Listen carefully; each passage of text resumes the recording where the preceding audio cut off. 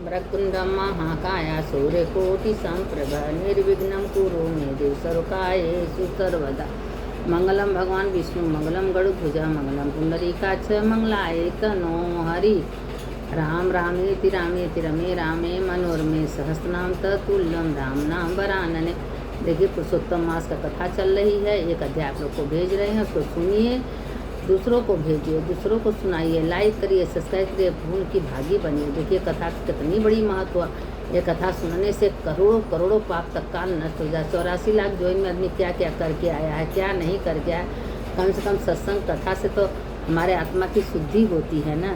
तो चलिए अब हम डाल रहे हैं, सुनिए। इसमें कथा कहानी दोनों ही डालते हैं। अब देखिए कैसे बता रहे थे। नारद जी बोले, हे कृपा सिंधु, उसके बाद जागृत अवस्था को प्राप्त उस राजा धनवा ने क्या किया सो मुझसे कहिए, जिनके सुनने से पापों का नाश कहा गया है।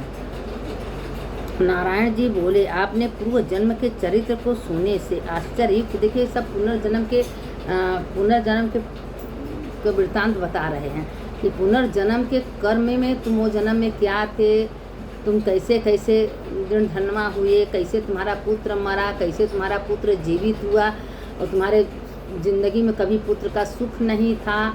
बहुत करोड़ों के तपस्या के बाद अन्य पुत्र देखता है और उसका सुख उठाता है। तो ये ऐसे सब कुछ होने वाला नहीं है। अब देखिए दृढ़ वाल्मीकि ऋषि फिर बोले, हे वाल्मीकि मुनि बोले, इस तरह स्त्री के सुमुख से शीतल वाणी को सुनकर सुदेव शर्मा धैर्य धारण कर हरि भगवान में चित्त को लगाता हुआ दीर्घ श्वास लेकर दीन मुख सुदेव शर्मा होने वाले वह होगा, वह मन से निश्चय पूर्ण समिधा आदि के लिए वन को गया। इस प्रकार करते उस वसुदेव शर्मा का कितना भी समय बीत गया। बाद किसी दिन समिधा पुष्प फल पुष्प आदि को लेने के लिए वह गया। अब उसने कितना समय बीत गया कि तपस्या करते करते, लेकिन अब उसने अपने पत्नी से सब बता रहा है। उसी दिन उसका लड़का सुखदेव अपने मित्रों के साथ बावली को गया, क्योंकि बहुत तपस्या के बाद उसको पुत्र हुआ था। लेकिन भगवान कह दिए कि देखो पुत्र का सुख नहीं है, लेकिन हम तुमको दे रहे हैं, लेकिन तुम्हारा पुत्र ज़्यादा दिन तक जीवित नहीं रहेगा। लेकिन अब वो जिद करके दे दिया। अब उसका पुत्र धीरे धीरे सुख शर्मा बड़ा होने लगा। अब सब दोस्तों के साथ नदी में नहाने गया। जब नहाने गया तो कीड़ा करने लगा। देखिए जब मौत आती है तो किस प्रकार से कैसे घिसती है। लोग दूसरे को दोष देते हैं, लेकिन मेरे कर्मा ही अनुसार सब कुछ होता है। अब वो नहाने गया, सब बच्चों को खिलवाड़ कर रहा है। करोड़ बच्चे बदमाश होते हैं ना, तो गंगा जी में डुबकी मारते हैं, निकलते हैं, फिर उसमें सांस रोक लेते हैं। अब वही वो किया।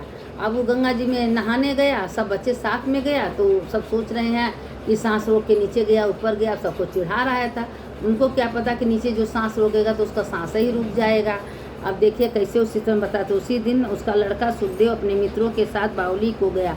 बावली में प्रवेश करके समेत मित्रों के साथ जल यंत्रों से जल फेंकता हुआ और बार बार हंसता हुआ खेलने लगा।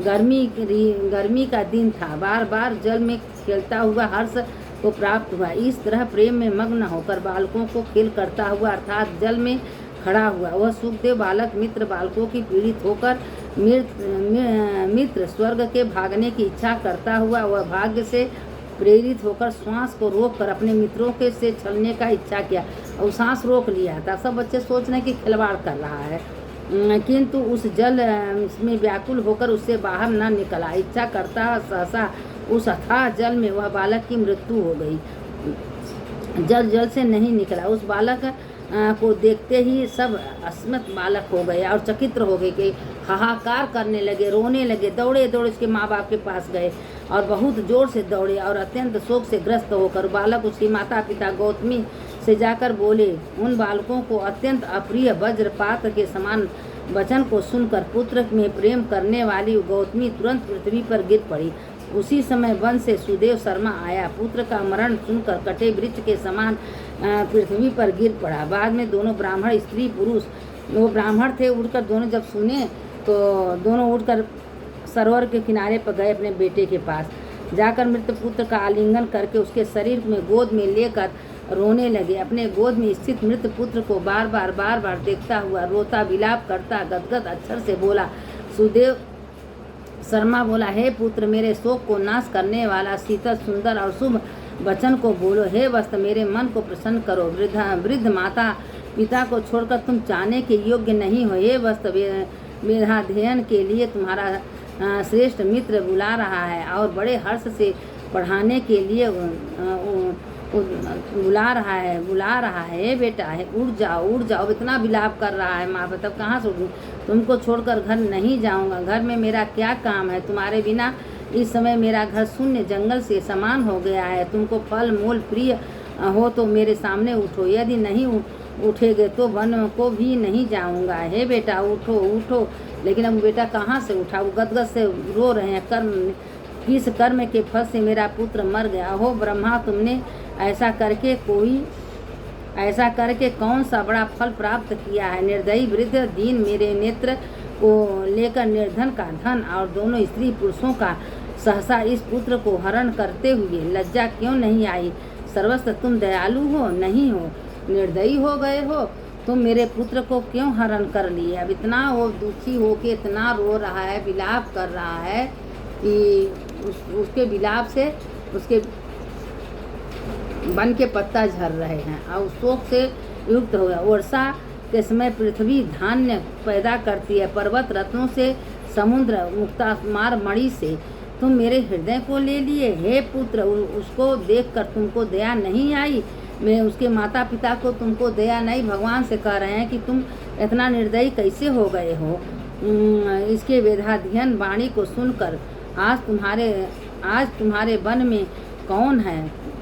तुम मेरे पुत्र को क्यों ले लिया? मेरा पुत्र मर जाने पर जीवित रहने वाले मुझको धिक्कार है। हे गोविंद, हे विष्णु, हे दयानिधे, हे रूपणीपति, हे प्राणपति, हे मुरारे, हे दीन दयालो पुत्र रूप अग्नि के ताप से संताप मेरी रक्षा करो। हे देवाधिदेव, हे समस्त लोक के नाथ, हे गोपाल, हे गोपियों के चक्र, हे चक्रधारी, हे यमुना के बीच हरने वाले पुत्र रूप अग्नि में ताप से संतप मेरा रक्षा करिए। हे वैकुंठवासी, हे विष्णु ने नरकासुर को नाश करने वाले चराचराधार के संसार रूप समुद्र से पार करने के लिए जहाज रूप अर्थात समुद्र से पार उतारने वाले, हे ब्रह्मादि देवताओं से नमस्कृत चरण पीठ वाले पुत्र रूप अग्नि के ताप से संताप मेरा रक्षा करो। हमारे समान सट दूसरा कोई नहीं है। जो मैंने देव की पुत्र श्री कृष्ण चंद्र के वचनों का उल्लंघन कर पुत्र में दुराशा क्यों अभागा है? हे मैं भाग्य में रहने वाली वस्तु को प्राप्त न कर सकता। मेरा पुत्र वापस करिए, आप सब कुछ कर सकते हैं। हे वैकुंठवासी, बस विलाप कर रहे हैं। अब विलाप करते करते पृथ्वी पर गिर जा रहे हैं। अपने मृतक बेटे को गोद में लिए हैं। अब इसके आगे का कथा हम आप लोगों को कल भेजेंगे कि इसके बाद क्या हुआ। 18वां अध्याय में कि नारद क्या बोले, क्या पूछे, इसके आगे कथा हम आप लोगों को कल सुनाएंगे। देखिए, पुरुषोत्तम मास की कथा है। अभी देखिए कि उनका बेटा, अब आगे आप लोग सुनिएगा कि उनका बेटा जीवित हुआ कि नहीं हुआ। सुध शर्मा का यही कहते हैं ना कि बड़े पुण्य से, बड़े भाग से लोग पुत्र का मुँह देखते हैं। वो पुत्र अगर जीवित रहे, आपका जीवन बिता दे, तो जानिए कि बहुत बड़ा भाग्य है। क्योंकि बहुत तपस्या किए थे, उनके ज़िंदगी में पुत्र लिखा ही नहीं था, लेकिन भगवान की कृपा से उनको हुआ, लेकिन अधेमेरे में चला गया। अब इसके आगे देखिए कि पुरुषोत्तम भगवान क्या करते हैं, उनका पुत्र कैसे जीवित होता। अब इसी पे एक कहानी सुनिए। एक उसमें भी यही है कि एक जात का हीर था। वो पुत्र के बहुत इच्छा कर रहा था कि हमको पुत्र हो। उसको 4 पुत्रियां हो गई। अब देखिए, वो कभी सत्संग नहीं किया था, कभी कोई पूजा पाठ नहीं किया था, कभी भगवान के मंदिर में नहीं गया था, तो उसको 4 पुत्रियां हो गई। चारों पुत्रियां को देख के बहुत दुखी हुआ। धीरे धीरे पुत्रियां 12-14 साल 15 साल का हो गई। तो एक दिन कहा कि पुरुषोत्तम महीना चल रहा था, तो अपनी पत्नी से कहा कि तुम्हारी मलपुआ बनाती तो हम खाते, लेकिन कहें कैसे खाएंगे, 4 लड़कियां सारे खा जाएंगी, हम लोग को कुछ नहीं मिलेगा। उसने बहाना करके चारों को कही चलो तुम लोग को हम जंगल घुमा लें। अब जंगल घुमाने के लिए चारों को ले गया और वहाँ बैठ के कहा कि तुम लोग जितना फल फूल बैर है तुम लोग तोड़ के खूब खाओ। अब वो चारों तोड़ के खूब खाने लगी। जब खाने लगी तो अपना एक कम्बल था उसी तरह ओढ़ा के वो पेड़ के ऊपर टोक दिया। अब वो सब पीछे ताकती थी, सोचती कि मेरे पिता बैठे हैं, और सब खुशी खुशी अपन बैर तोड़ के खा रही थी। और उसके पिता घर आए तो उसकी जो पत्नी थी वो मलपुआ बनाई थी, और मलपुआ बनाई थी, दोनों मियाँ बीवी पेट भर मलपुआ खाए, और बच्चियों का याद नहीं आया। सवेरे हो गया, शाम हो गया, दिन हुआ, रात हुआ, लेकिन बच्ची को याद नहीं आया। तब उसको 2-3 दिन जब बीत गया तो उसको दिमाग में आया कि हम बहुत बड़ा पाप किए, अपनी चारों बेटियों को जंगल में छोड़ दिए हैं, हो सकता है कोई जानवर खा लिया होगा, कहाँ गई होंगी, किस तरह होंगी, चारों मर गई होंगी। अब उसको 2-4 दिन बाद पछतावा होने लगा। अब तुम गलती करते समय नहीं पछताए, जब गलती कर लिए तो पछता रहे हो। अब वो चारों बेटियों को जंगल में छोड़, कौन ऐसे अपने बच्चियों को या लड़का है लड़की को इतना करता है, लेकिन अपने खाने के लिए अब वो सब छोड़े। उसी संजोग देखी कि किसी का भाग्य कोई बदल नहीं सकता। वो चारों बच्चियाँ भगवान को बहुत मानती थी, हमेशा भगवान के नाम से उठती बैठती थी, अपन गोविंद गोविंद करती थी, कथा पुराण सुनती थी। उसी समय एक राजकुमार घोड़ा से आ रहा था, तो पूछा, बेटी तुम लोग जंगल में क्या कर रही हो? तो सब बता दी कि हम जंगल में नहीं आए हैं, मेरे पिताजी लेके आए थे, कहीं छोड़ के चले गए, हम लोग भटक गए हैं, रास्ता कहाँ जाएँ, किस तरह जाएँ। वो चारों को वहाँ ले गए अपने राजमहल में। अब जब देखिए उन लोगों का भाग्य, देखिए राजमहल में ले गए, और राजमहल में ले जाके खूब बढ़िया 4 राजकुमार को खोज के, और उस सबके पास कोई राजा के पास कोई संतान नहीं थी। चारों लड़कियों का इतना बढ़िया राजकुमारों से शादी करा दिया, करा के चारों उनके घर रहने लगी। और जब कुछ दिन बीते उस जंगल में गया, कुछ हड्डी पसली देखा तो सोचा कि चारों को जानवर खा लिया है। तो एक दिन विलाप कर रहा था, रो रहा था, तो उधर से कोई एक आदमी आ रहा था, तो उसी का किस्सा बताया कि कोई पिता अपनी बेटियों को छोड़ गया, तो एक राजकुमार आए, उसको लेके गए, कहें चलो देख लो, कहें हमारा भाग्य कहाँ कि हमारी बेटियाँ राजकुमारी मती पलेंगी, तो एक बार चल को मिल लो, हो सकता है वो लड़कियाँ तुम्हारी हों। उसके घरे गई तो देखी कि राजमहल मती लड़कियाँ सोना चांदी हीरा मोती पहन के साड़ी पहनी। तो बड़ी वाली लड़की आई तो कही, पिताजी आप तो हमको मरने के लिए जंगल में छोड़ दिए थे, लेकिन भाग्य का लेख कोई मिटा नहीं सकता। मेरा भाग्य अच्छा था कि हम लोग राजमहल में आए, आज रानी बन के घूम रहे हैं, खा रहे हैं। आप एक मलपुआ बदे के हम लोग को जंगल में छोड़ दिए। कैसे पिता हो, ऐसे पिता को धिक्कार है, जीते जी मर जाना चाहिए ऐसे पिता को, कि जो अपने संतान की रक्षा न कर सके। तुम्हारा इतना बड़ा पेड़ था कि तुम एक पुत्र चाहते, पुत्र नहीं हुआ तो हम लोग को जंगल में छोड़ दिए थे, आप पता भी नहीं लगाए हम लोग किस तरह से कैसे जंगल से भटक के आए हैं। सब धिक्कारने लगी। उसके बाद उस चारों लड़कियां अपने पिता से बात नहीं की। उसके पिता कहें, बेटा माफ़ कर दो, बहुत बड़ा गलती हो गया, ऐसा गलती नहीं करना चाहिए। कहें, पिताजी चलिए, तुम्हारे ऐसा पिता तो न रहे तो अच्छा है। वो सब कह के अपने रहने लगनी। तो कहें, चलिए मेरा भाग इतना था कि मेरी बेटियां कम से कम राजकुमारी घरे तो पल रही हैं, अच्छे से हैं।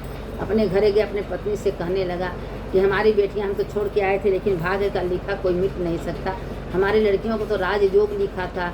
राजा महाराजा के घरे गई, वहाँ पलने पोसने लगी, वहाँ पल पोस के राजकुमारी मती पल रही हैं। तो कहें कि तुम्हारी बेटियां जब राजकुमारी मती पल रही हैं तो तुम हमको भी ले चलो, मिलाओ। कहने तुमको नहीं मिलवाएंगे, क्योंकि हमारी लड़कियां जो हैं बहुत अच्छे से हमारा शकल नहीं देखना चाहती हैं। कहें, हाँ कैसे शकल देखती, जब तुम जंगल में छोड़ दिए थे। उसी से जैसे उन्होंने का दिन लौटा अपन जंगल में रहे लगनी। अब क्योंकि सब पुरुषोत्तम भगवान की महिमा कृपा से, वो सब पुरुषोत्तम भगवान की महीना था, और पुरुषोत्तम भगवान को बहुत मानती थी। भगवान उनका रक्षा किए, भगवान घोड़े पर चढ़ के आके चारों को ले गए, कैसे कैसे उनका रक्षा किए। राजकुमारी मतें रहने लगी।